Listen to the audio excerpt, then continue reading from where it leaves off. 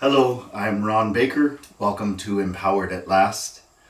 Today we're going to be talking about a very practical challenge that most people face.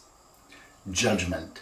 How often do I hear my clients say, I'm so afraid of being judged. I do this, and this so that I can make sure that I'm not judged or rejected. So today's subject is going to be, judge not that you be not judged. A verse from the Bible that many, if not most of us, have heard. What in the world does it mean?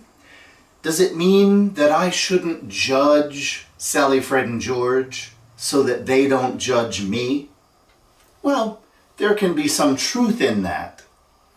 If I'm practicing a lot of judgment, I'm likely going to attract people who are interested in doing the same thing. If I'm modeling judging other people, then they're going to learn from me and they're going to play the game that I'm inspiring. But that's not really what I'm going to explore with you today. Judge not that ye be not judged. How about let's add a few words to that. Judge not something outside yourself, so that ye are not judged by your own judgment. What do I mean? If I am judging someone for making a mistake, as an example, guess what message I'm giving to my nervous system? You are not lovable and acceptable if you make mistakes. I'm going to be judged and fearful of judgment that I'm perpetuating. I might be judging something outside myself, but most important, when you judge, you give a clear message to your own nervous system. Now, in case you haven't watched a bunch of my podcasts, I'm going to give it a little context. We have 3 distinct levels of potential. The first is the wonder of child consciousness. The second is the empowerment of adult consciousness. And the third is the greatness of soul consciousness.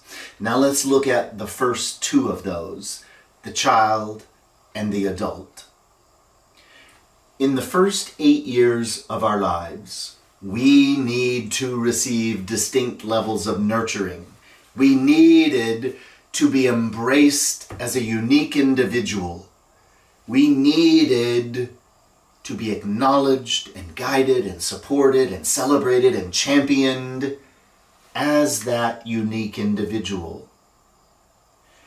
If mommy daddy didn't know how, because no one ever taught them how, to nurture you in all the 9 distinct levels that you needed, then you will have learned some version of fear, shame, and judgment. There it is. Fear in the first energy center, the physical connection to life.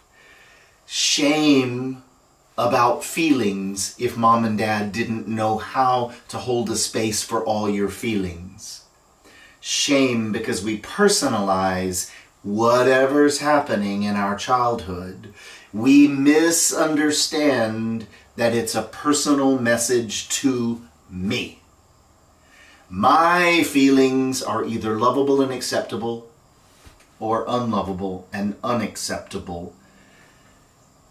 It really boils down to mom and dad's comfort zone. If nobody taught them that they were safe to be vulnerable, to feel sad, to feel frustrated, to feel angry, and taught them how to process that, then they will have learned shame of self, and then they don't know any better than to pass it on to you.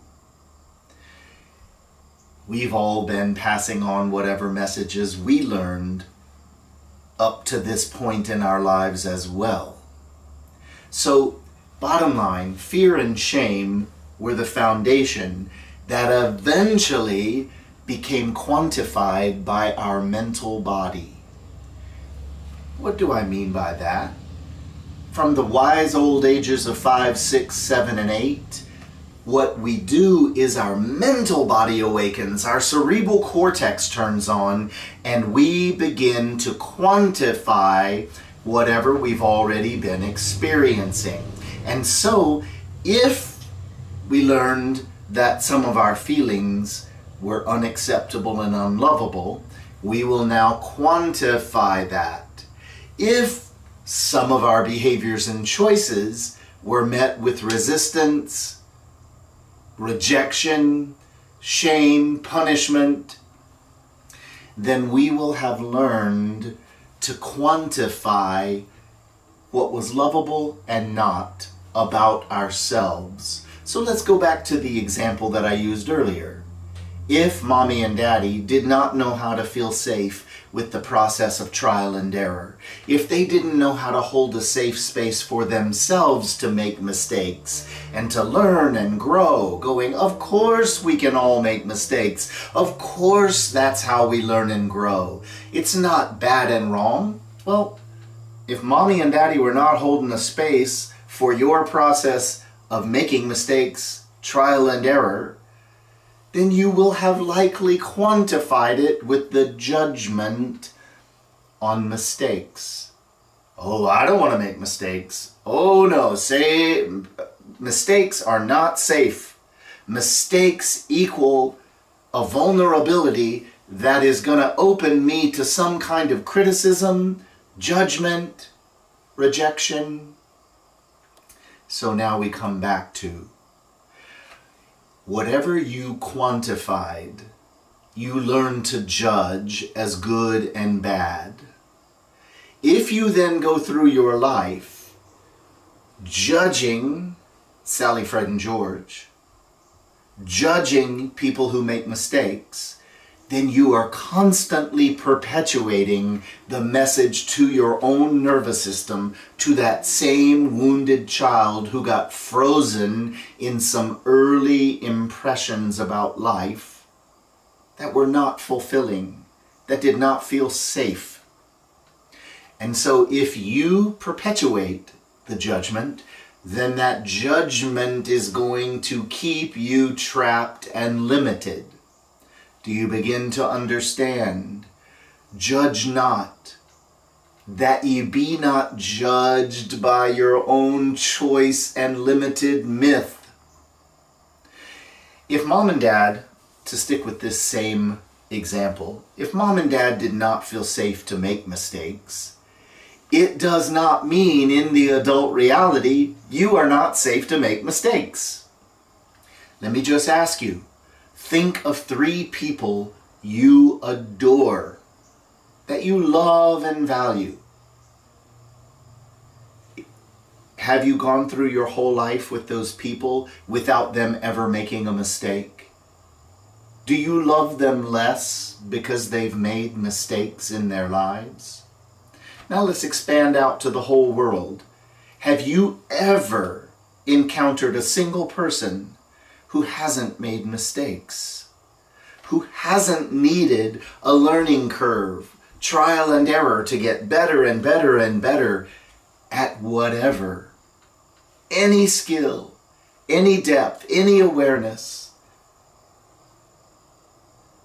Adult reality is that the things we have learned to judge are all necessary, vital pieces of our learning and growth, of our soul evolution. Every single piece. I've been doing this work for 27 years. I've taught thousands of people around the world.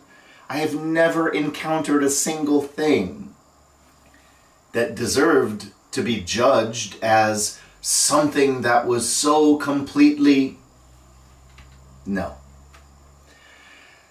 So judge not, so that you will be free to evaluate your choices, to evaluate the process of the evolving self, so that you will be free to learn from every choice, so that you can then make adjustments and not be frozen in the child's re-description of a 5, 6, 7-year-old's capacity to decide. Please know that most people are very impacted by those early decisions. I don't care if you're 37, 57, or 97. If you haven't gone back to evaluate the adult, deeper truth, and you haven't interrupted whatever you've judged as good and bad, and instead, wow, this is merely my dance through life, learning from everything, learning what works and what doesn't work, learning what sets me up well and what doesn't. Why in the world do we need to judge it if it's not the most fulfilling, evolved possibility? Now let's add one more layer. What you did when you were in 3rd grade was the best you knew how to do, and you made a certain choice and you approached things in a certain way. Then when you were in 10th grade, you probably discovered some more evolved choices, and you made more effective choices. Does that make your 3rd grade level of learning wrong and bad? Should we shame it and judge it? No. The same is true no matter how many stages and phases of life you move through. My wish for all of us is that we don't get trapped in the limits of judgment that say, this is clearly bad and wrong and unlovable and just stages and phases of learning with each other. My wish for you is that you begin to pay attention this week to all the ways you judge something as good and bad. If you judge it as good, then anything but that is probably judged as bad. Instead, simply show up and evaluate. What sets me up well? Would I like to deepen and enhance that? What are some possibilities? Let me learn to approach life as a sacred individual, learning, growing, evolving for your entire lifetime. That is what is possible. I know this from my own life. I learn and grow literally every single day. Sometimes the lessons are bigger, sometimes they're more subtle, but to show up and set yourself up with encouragement and support and compassion will set you up a whole lot better than judging yourself as you project that judgment out into the world. Judge not, that you be not judged by your own limited decisions. Have a great week. Please send in your questions. Reach out to me on ronbaker.net.